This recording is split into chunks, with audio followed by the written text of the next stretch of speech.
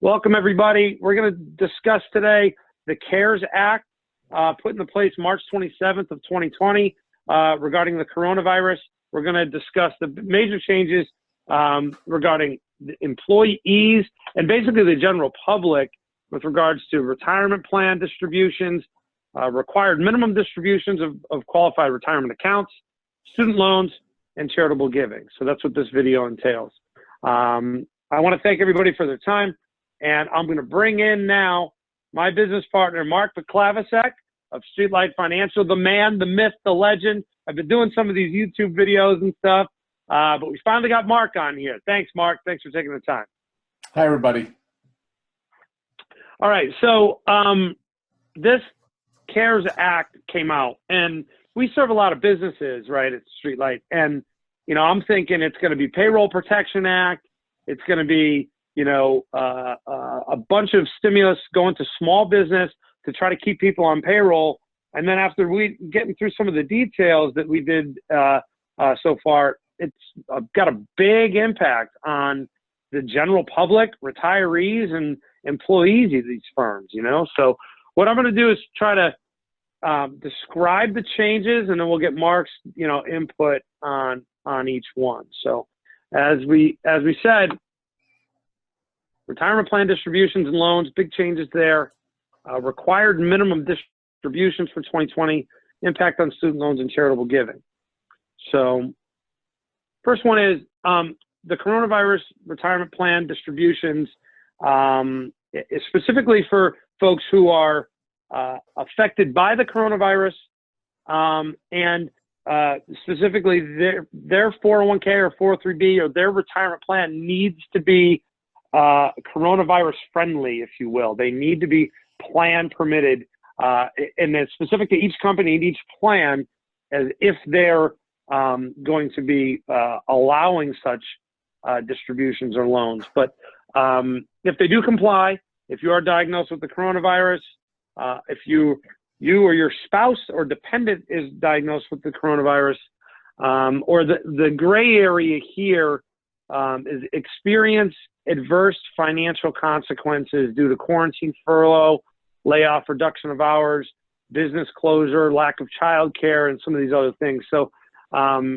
definitely that's more of the gray area thing. And I think a lot of people are going to examine this and see if they qualify. But if you do qualify, you need to qualify. The plan needs to permit it again. You can take a distribution of up to no more than $100,000 from your qualified retirement plan. You would avoid the 20% tax penalty, mandatory withholding. The 10% tax penalty would also be waived. And then really specifically there's a rollover opportunity where you could take the distribution now, treat it as a distribution, pay the taxes over 3 years, which is 2020, 2021, and 2022. And then even at any time within that time span, like if the money is not needed, you could roll it back into an IRA. You would have to, get amended tax returns and things. And there are increased loan amounts to up to 100% of the plan balance, and you don't have to pay it back at all yet in 2020. You can start that in 2021. So bringing Mark back here, major changes. What are we going to say to clients that, in preparation or whatever, how's this going to affect people if their business that they work for, the loved one is affected? Are we going to have like a blanket thing, or is it going to be more case by case, Mark? Well, it's not a good question. I mean, we serve a wide spectrum of people. So many people are in working lifetimes, but also people who are retired. So, it's important to know that plans need to be amended to accommodate for this, but this is sort of a circumstance that, plans probably have not been amended to accommodate that. But there's probably not a lot of people who haven't been affected either. A loved one who is tested positive, or moreover, people who have lost their jobs, all right, or furloughed, laid off for a period of time. And, the people I've been talking to, everybody has some level of need those who are self-employed or people who work for large and small businesses who have. Hopefully people don't need to access that, but the truth of the matter is people sleep a little better at night knowing that they do have that availability. At least those that I know Aaron and I have been speaking to, and we've done a lot of reaching out in the last little while to discuss people's individual needs and their circumstances. Right. Right. So, first is it permitted by the plan? And then specifically, if you were affected by the coronavirus in one of these ways, it gets complicated. So it's really a case-by-case situation. But we wanted to let everybody know that these changes are out there. Next one would be required minimum distributions. So I know Mark, even more than I, serves a population of clients that are a bit older, and changes were already in place starting January 1st of 2020. They changed the Secure Act that came out before this, changed the required minimum distribution age on retirement accounts from 70 and a half years old back to 72. If you already were on the schedule, you had to continue and maintain. But if you haven't reached the required distribution age yet, it would delay it 2 more years.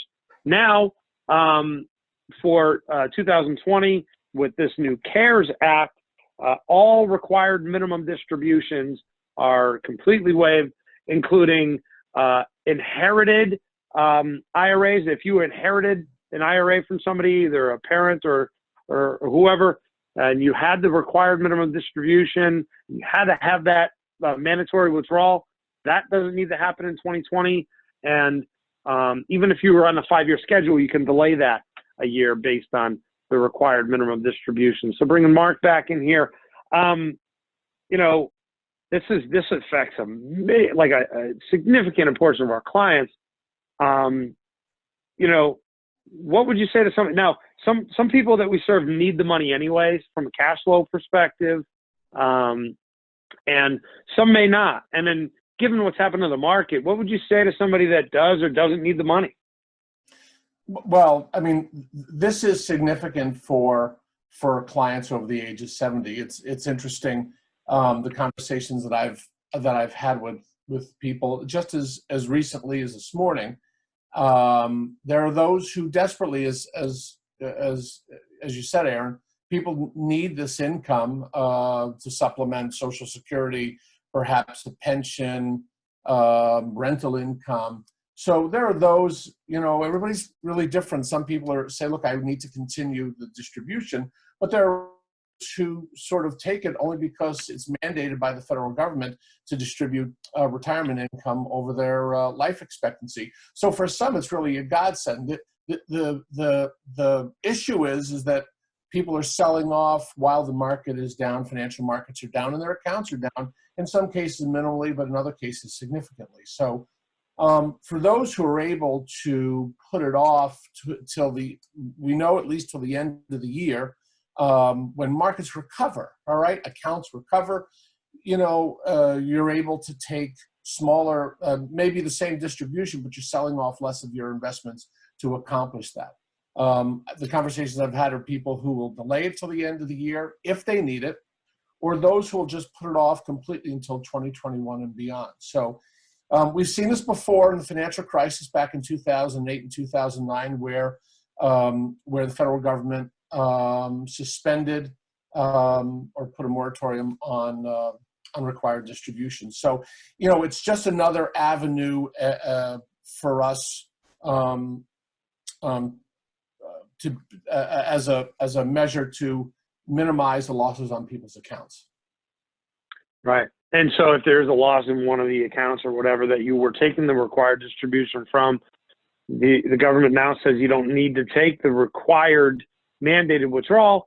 You may have plans to do that, in other areas or other accounts, or maybe you just don't need it at all, so you don't have to, shelter that tax burden. So, but we've heard that. I've heard that from, it's been a kind of a mixed bag of people who are depending upon it, and those who are sort of upset that they had to take it in the first place. And so this is welcome news. And there could be that strategy with the 60-day rule to indirectly roll it back and whatnot. So there's a lot of, they come out with these rules, and it's like, okay, that could really benefit our clients, and the stimulus. But, the impact and the complexity that this brings, it is case by case, right? And there's no one size fits all solution. So, man, it's going to present a lot more work from a strategy standpoint for our retired folks, And that's the reason why we're trying to reach out on an individual basis now, kind of more than ever. Right. Things are changing on a daily basis. New stimulus packages have come out. And look, we're trying to decipher it ourselves in order to bring the most up-to-date information. And I believe that this is pretty timely. Right. So, all right, next on the agenda was student loan, changes to student loans. So typically more of my clientele, I think, maybe somewhat, but, typically a younger generation, but you don't have to pay. Like, now it's specific to the loan institution. You got to make sure that, with the low interest rates, some folks have refinanced their student loans. So you have to make sure that all the terms comply with this. But in many financial institutions, student loan interest and payments are waived for 2020. So that could definitely open up some cash flow for folks and that sort of thing.